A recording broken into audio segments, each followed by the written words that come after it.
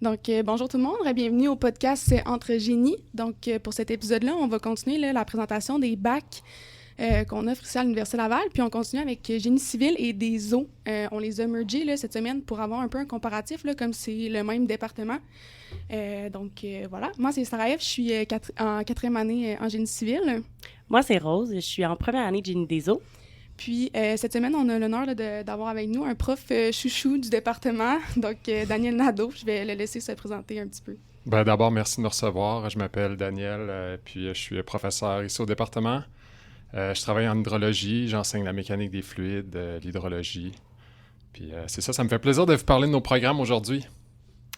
Daniel, si vous aviez à décrire le programme de génie civil puis de génie des eaux en 2 phrases, comment le feriez-vous? Bon, 2 phrases. Je ne sais pas si je vais respecter la consigne, mais d'abord, génie civil, c'est un programme qui est assez connu. Il se donne dans plusieurs endroits au Québec. Je dirais, si j'avais à le décrire en quelques mots, je parlerais du génie des grands projets, le génie aussi des infrastructures. Donc, on pense souvent que le génie civil, c'est construire des ponts, mais c'est beaucoup plus large que ça. Il y a tout un aspect en lien avec les sols, un aspect aussi en lien avec la structure, les matériaux. Donc, c'est ça, mais aussi l'eau et l'environnement, qu'on pourra en reparler tantôt. C'est ça. Donc, ça décrit bien le programme de génie civil. Parfait. Puis le génie des eaux, avez-vous une petite phrase pour le génie des eaux? OK, génie des eaux, c'est peut-être un petit peu moins connu. Je dirais que c'est un programme qui est unique au Québec. Ça a été créé à la fin des années 2000. C'est un programme où on vise à former des ingénieurs qui vont être des spécialistes de l'eau sous toutes ses facettes. Fait qu'on est vraiment à l'interface de plusieurs disciplines, à la fois microbio, chimie, génie civil évidemment, génie géologique. Et puis, c'est ça, on va s'intéresser à la fois à la disponibilité de l'eau, à sa qualité et aux risques qui sont associés, comme les inondations, les sécheresses. Puis, je ne sais pas si tu l'as mentionné, mais je pense qu'on est la seule université au Québec à l'avoir, dans le fond. Oui, c'est ça. Oui. Je pense qu'on fait quand même plusieurs jaloux à travers la province. Il y a un programme qui est équivalent qui s'appelle Water Resources Engineering en Ontario, mais on peut dire fièrement au Québec qu'on est les seuls à l'offrir. Parfait. Puis on parle souvent je pense dans tous les domaines de génie que c'est extrêmement large, qu'on peut faire plein de choses avec ça. Qu'est-ce qu'on peut faire vraiment avec un bac en génie civil et en génie des eaux? Là, on peut peut-être les séparer, là, vu que... Mais exemple, en génie civil, je sais pas si tu voulais que peut-être que je parle un peu plus en génie civil, là, vu que... mais en fait, je te laisserais peut-être aller avec une petite phrase. Oui, je trouve qu'avant de s'intéresser à la discipline, j'aimerais juste parler du fait que c'est une formation en génie. Puis je trouve que le génie, peu importe la discipline exacte, ça a quand même des points en commun. On forme des gens qui vont être capables d'attaquer des problèmes complexes, puis de les analyser, de les décortiquer, puis de proposer des solutions innovantes, qui répondent à des besoins de la société. Fait que ça, je trouve vraiment important quand plusieurs personnes me demandent « Ah, j'hésite entre un bac, disons, en sciences ou en génie ». J'insiste beaucoup sur l'aspect génie, résolution de problèmes, on va beaucoup recruter des gens qui veulent faire une différence de façon concrète. T'sais. Donc ça, c'est la première chose. Par rapport à génie civil, j'en avais déjà parlé un petit peu, mais je pense que c'est important de distinguer les différents domaines. Je pense à tous mes collègues qui travaillent dans ces spécialités-là, mais on a tout le domaine de la géotechnique en génie civil. Fait qu'on pense qu'est-ce qui est fondation, propriété des sols. Cet été, en 2025, on a eu première moitié d'été qui était pas mal humide, fait qu'on avait des glissements de terrain. Donc, tous les risques reliés au sol, comme les glissements de terrain dans des sols argileux. On a des collègues qui sont spécialistes de ça au département. On a des gens qui travaillent en géotechnique des routes. On se plaint souvent que les routes sont d'une mauvaise qualité dans le sud du Québec, mais il y a des gros défis aussi en lien avec le dégel du pergélisol du sol dans le nord. Fait que ça, c'est un domaine, la géotechnique. Ensuite, structures matériaux, structures métalliques. On peut penser aussi au bois, aux structures mixtes aussi. Puis le béton. On a plusieurs collègues qui sont spécialistes en béton. On a un projet étudiant autour de ça aussi. On pourra en reparler. Puis c'est ça. Puis finalement, tout ce qui est eau environnement, là, je dirais que souvent les gens vont penser que c'est uniquement du domaine du génie des eaux. Mais c'est génie civil, on a ça aussi. Traditionnellement, les gens qui vont travailler dans cette discipline-là, ils vont faire la formation de génie civil ailleurs au Québec. Nous, on a le programme génie des eaux qui permet de pousser plus loin.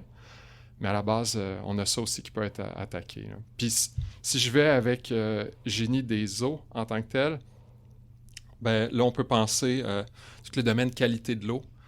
Donc, à la fois traitement des eaux usées, production d'eau potable, tout ce qui est aussi hydrologie, hydraulique. Donc, hydrologie, on va s'intéresser à la disponibilité de l'eau. Hydraulique, on va regarder les écoulements dans les rivières, mais aussi dans les conduites. Ça peut être des réseaux d'égouts, réseaux d'eau, aqueducs. Fait que c'est ça, on forme les gens pour attaquer ces questions-là. Puis la question des risques hydriques aussi. Donc, ça peut être pollution. Des gros enjeux maintenant, c'est l'émergence des micropolluants. On a beaucoup parlé de PFAS dans les dernières années. Fait que ça, on a des gens qui sont spécialisés là-dedans. Fait que c'est ça, pollution, puis sécheresse et inondation. Fait que c'est ce genre de domaine général, si on veut. Mais, puis ça, ben, je veux faire un lien avec des problématiques importantes qu'on voit dans la société, parce que je disais que les ingénieurs, c'est des gens qui veulent répondre à des défis liés à l'environnement puis à la société. Fait que là, par exemple, en génie des eaux, puis c'est un cours qu'il y a à faire aussi en génie civil, on a un cours maintenant de génie côtier. Fait qu'il y a beaucoup de problèmes d'érosion des berges avec la hausse du niveau de l'eau, liés au changement climatique, des tempêtes qui sont plus fortes. Fait qu'on on a besoin de gens pour attaquer cette question-là importante de façon quantitative. On a toute la problématique des inondations par embarque de glace. Aussi, on a des profs qui sont spécialisés là-dedans. Puis c'est ça, ben, puis peut-être plus maintenant par rapport au génie civil en tant que tel, on a toute la question aussi, toujours en lien avec l'environnement, mais l'impact environnemental, du choix des matériaux. Tout ça, on a recruté une nouvelle ressource récemment, Charles, qui est spécialisé dans l'analyse de cycle de vie. Quand on veut regarder c'est quoi l'impact d'utiliser tel matériau ou autre, ben là, il faut regarder les trucs dans leur ensemble. Oui, c'est intéressant. Puis je rajouterais peut-être aussi dans, je sais pas, en génie des eaux, mais en génie civil, moi, je vois beaucoup de gens qui se dirigent vers la charge de projet, la gestion de projet. Tu parlais tantôt des gros chantiers, c'est ça un peu des gros projets là, en génie civil. Puis je pense que c'est un autre aspect qui n'est pas nécessairement tant parlé là, dans le bac, mais il y a beaucoup de gens qui se dirigent vers ça à la fin du bac, pour des entrepreneurs généraux, avoir à leur charge, dans le fond, la charge de projet du projet d'infrastructure. Fait que t'es moins un peu dans la conception, plus dans la gestion, mais tu peux quand même utiliser ton bac en génie civil là-dedans aussi. Fait que c'est un autre... Ben, je trouve que ça va avec le profil d'étudiants qu'on a typiquement en génie civil. Je parlais du génie des grands projets, fait qu'on, c'est des gens qui vont beaucoup s'intéresser justement à faire de la gestion. On le voit avec les projets étudiants où il y a des équipes. Oui, c'est ça, exact. Puis c'est pas rare que les gens vont aller chercher, disons, un MBA aussi après. Là. Fait que, puis même dans la dernière année, on a facilité ce passage-là aussi. Donc, on a un tremplin qui est plus facile vers le MBA à la fin de nos programmes de génie. Puis, tu sais, pour faire du pouce sur ce que tu avais dit, là, justement, le profil, pour toi, c'est quoi le profil d'un étudiant qui correspondrait là, à un futur étudiant de génie civil ou des eaux, rapidement? OK, je dirais, ben, tu sais, ça revient un petit peu à ce que je disais tout à l'heure, mais vraiment la question de quelqu'un qui veut faire une différence. Disons, je prends génie des eaux pour commencer, là, le profil typique... Bon, le cliché, ça va être la personne qui aime le plein air, qui a été moniteur dans un camp, puis, tu sais, c'est ça. Fait que ça, on le voit, ce profil-là. Là. Mais je dirais de façon générale, puis même on a des gens qui font des retours aux études après avoir fait des carrières dans d'autres domaines complètement, puis ils veulent revenir pour, c'est ça, l'idée de faire la différence de façon concrète. Puis ça, je pense qu'on le voit aussi pas mal en génie civil, là. Fait que clairement, c'est ça, des gens qui veulent attaquer des problèmes complexes avec des bons outils, puis... Des projets de grande envergure.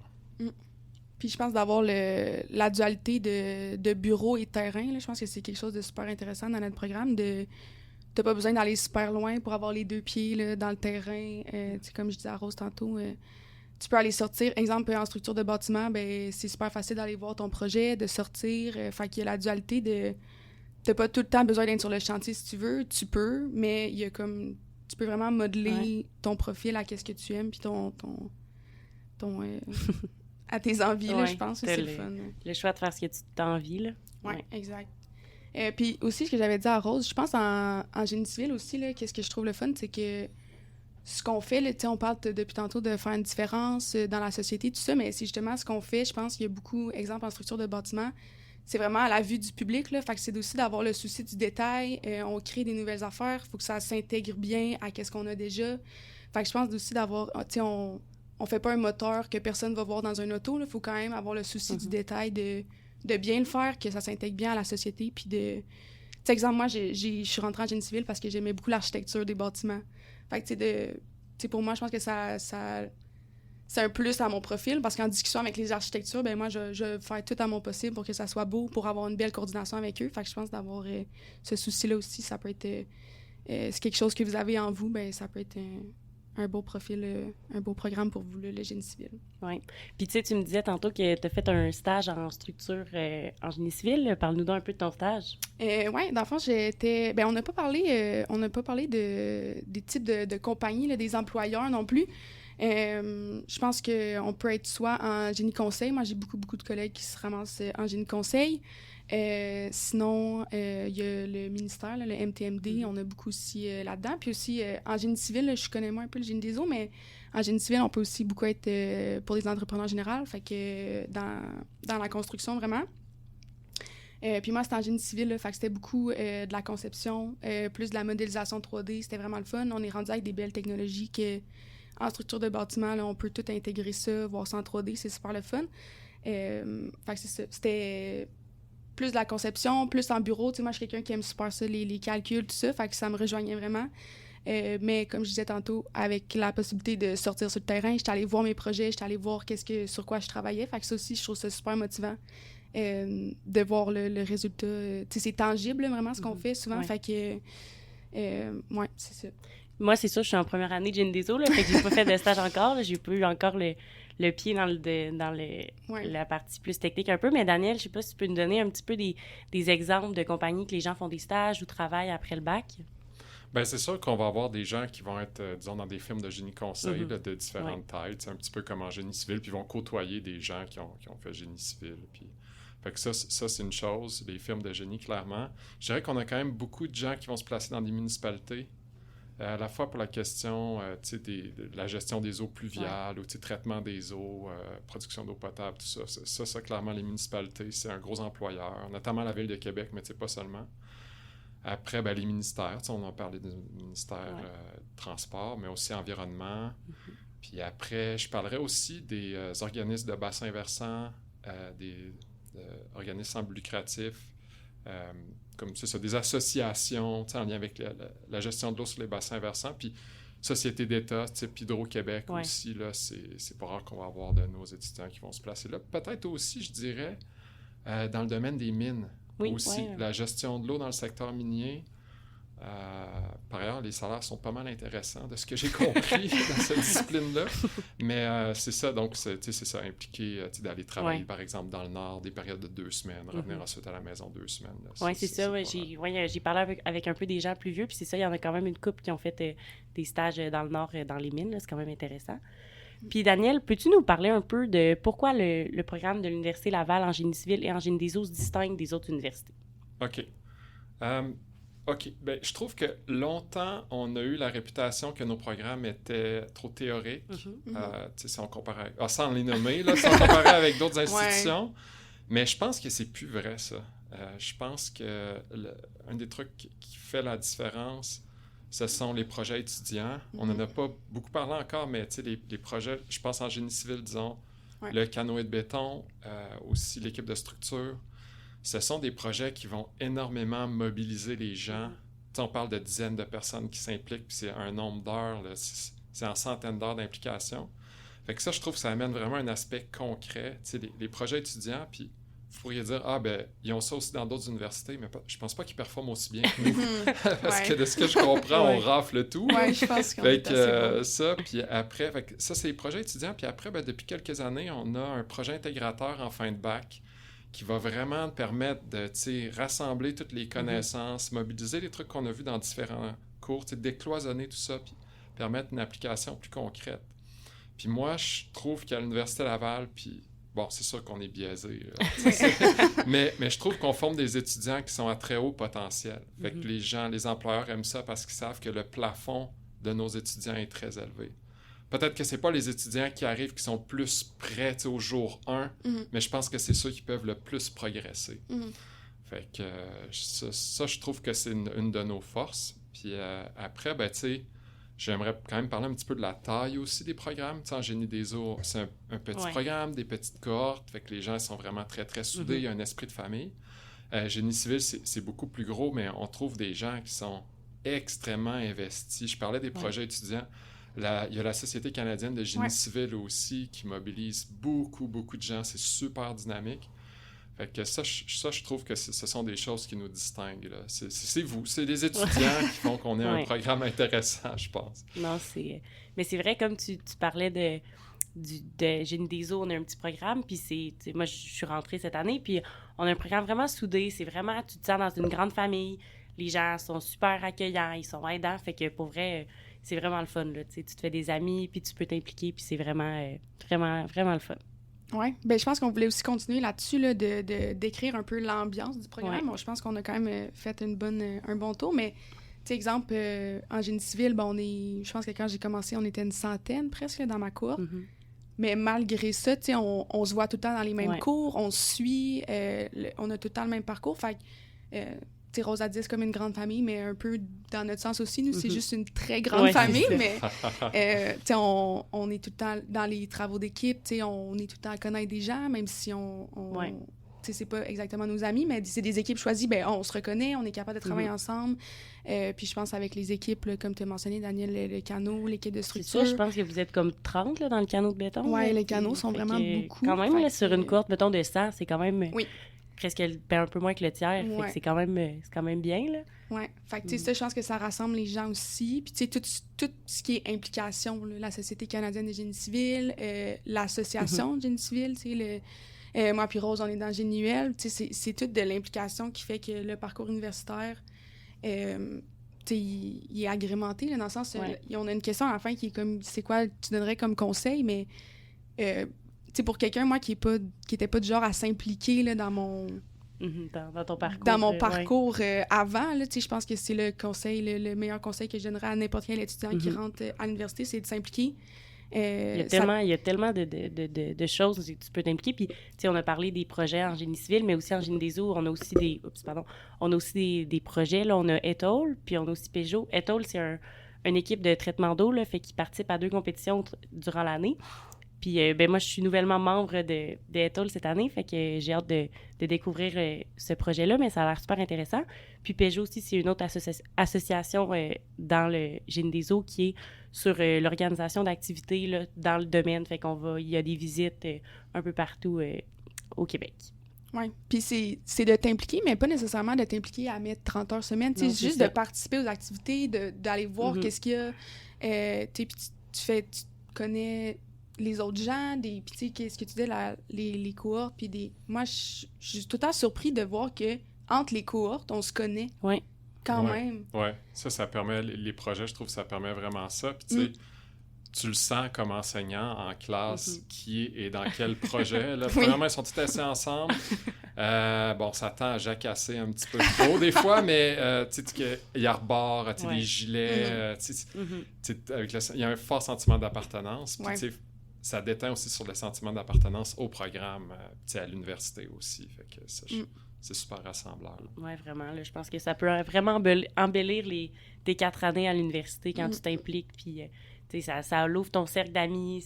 C'est vraiment bénéfique, je trouve, de s'impliquer. Là. Ça peut même être, comme Sarah avait dit, ça peut être une petite chose, juste participer aux activités, même pas être dans les associations, dans les projets, juste participer, c'est le fun, puis ça l'ouvre tes 4 années. Vraiment. Ça va paraître aussi après quand tu approches un employeur. Il va voir... au-delà des cours que tu as suivis puis des notes que tu peux avoir, qu'est-ce qui te distingue? C'est quoi qui fait la différence? C'est ça, tu sais, aussi des implications. Là. Ça en dit long, en fait, sur les gens. Puis ça bâtit Moi, je trouve que ça m'a développé des compétences que jamais j'aurais développées sur les bancs d'école, là, vraiment, dans mes cours. Ça développe des compétences transversales, de parler à des partenaires pour avoir des contacts, là. Oui, avoir des contacts. Nous, on cherche de l'argent pour notre comité. C'est des affaires que si tu le fais pas, ben t'es jamais exposé à ça. Fait que, d'avoir les compétences orales, écrites, tu dégènes. C'est des compétences de gestion, là. Je suis d'accord. Puis, tu sais, ça te sort des fois de ta zone de confort. J'ai jamais fait de podcast, mais c'est super agréable. Puis quand tu arrives sur le marché du travail, ben t'as des nouvelles compétences, comme Sarah dit, puis t'es plus prêt, puis c'est... Oui, fait que je trouve que c'est très important. Ouais. Ben finalement, là, dans le fond, on avait pas mal à quoi ressemble une journée typique en ingénierie. Là, c'est sûr que, Daniel, toi, t'es prof, ta journée doit peut-être pas ressembler, mais t'avais-tu un petit mot à dire là-dessus? Je pense que c'est mieux d'écouter des gens qui ont fait des stages comme toi. Ben, je pense que, tu sais, on en parle, c'est super large, fait que je pense que ça dépend vraiment de qu'est-ce que tu choisis de faire. Mais, tu sais, ça peut être, exemple, sur un chantier, ben premièrement, ça commence à plus tôt sur un chantier. Tu as beaucoup de suivi technique, des inspections. Ça peut être... il y a beaucoup de coordination, comme on parlait tantôt. En chantier, tu es beaucoup amené à parler avec les gens, parler avec le client, l'entrepreneur, répondre aux besoins de tous pour que le chantier il avance au rythme souhaité. Fait qu'il y a beaucoup de coordination, beaucoup de discussions. Sinon, en conception, c'est peut-être plus du bureau. Je pense que, justement, ça dépend du profil de chacun. Là. En bureau, ça peut être un petit peu plus de calcul, un petit peu plus à l'ordinateur, mais tu es tout le temps... là, ça commence, là, depuis la COVID, on revient au bureau. Fait que, il y a plus de gens au bureau, tu peux te lever et poser des questions. En étant junior, justement, là, moi, je trouve ça super important d'être au bureau, d'être là, de poser des questions, de parler avec le monde. Fait que, ça peut être plus au bureau, de la modélisation 3D que je parlais tantôt. Là, il y a beaucoup d'outils Revit, là, maintenant. Tu peux voir tout ça en 3D. C'est vraiment le fun. Mais, ça reste qu'au bureau, tu as aussi de la coordination avec les architectes, les autres disciplines. Exemple, en structure de bâtiment, ben tu as toute la mécanique, l'électrique, la ventilation. Fait que tu es tout le temps aussi en coordination. Tu travailles beaucoup en équipe. Fait que... je pense que ça fait pas mal le tour. En génie des eaux, je m'y connais moins. Oui, j'ai pas fait de stage, mais tu sais, je pense que tu peux faire quelque chose à ta préférence. Là. Il y a tellement de choses que tu peux faire, il y a tellement de domaines que tu peux aller toucher que c'est sûr que tu vas trouver quelque chose qui convient à ce que tu as envie de faire. Là. Mais je pense que ce que tu as décrit, c'est pas mal la vie typique d'un ingénieur ou d'une ingénieure. C'est pas forcément disciplinaire. Là, je dirais, il y a l'aspect chantier dont tu parlais, mais c'est... Les gens en génie des eaux vont aussi à l'occasion aller sur des chantiers. Si on a des chantiers de remplacement de conduite ou des choses comme ça, c'est pas rare qu'il va y avoir aussi des ingénieurs des eaux. Il y a tout le travail en laboratoire aussi c'est vrai. Qui peut être fait aussi, mais c'est ça. Mais je pense que ça décrivait bien quand même ce qu'est une journée typique dans la vie d'une ingénieure. Puis, Daniel, est-ce que tu aurais un conseil ou un message pour les futurs étudiants dans le département de génie civil et génie des eaux? Bien, d'abord, tu parles de futurs étudiants, fait que je pense que c'est une bonne idée de choisir l'Université Laval. Je pense que c'est une superbe université. Je pense qu'on a l'un des plus beaux campus au Canada, avec des infrastructures. Moi, je fais beaucoup de sport, des infrastructures sportives incroyables, puis une vie sur le campus qui est très animée. On a parlé des projets étudiants, de l'implication. Je pense que de façon générale, un de mes conseils, ça serait juste de voir les opportunités puis de les saisir. Par exemple, c'est possible, dans le cadre de nos programmes, d'aller faire 1 ou 2 sessions à l'international. Faire une session de ton programme en Norvège, par exemple, c'est quand même vraiment cool. Ça permet vraiment d'ouvrir tes horizons. Je pense qu'il faut saisir ces opportunités-là. On parlait d'implication. Puis, tu sais, il y a tout l'aspect formation en tant que tel. Je pense qu'on a une formation qui est de bonne qualité ici avec des profs qui sont super experts de leur domaine puis passionnés pour la plupart, la grande majorité. Je pense que la vie universitaire aussi, cette période-là de la vie est extrêmement stimulante. Comme je parlais d'ouvrir les horizons, d'entrer en relation, d'élargir son réseau. Je pense qu'on peut être beaucoup inspiré pour la suite de notre vie puis notre carrière durant ces quelques années-là qu'on passe à l'université. Fait que je pense que faut être engagé dans ce qu'on fait. Oui, vraiment. C'est bon. Choisissez-nous, gang. On est un beau programme.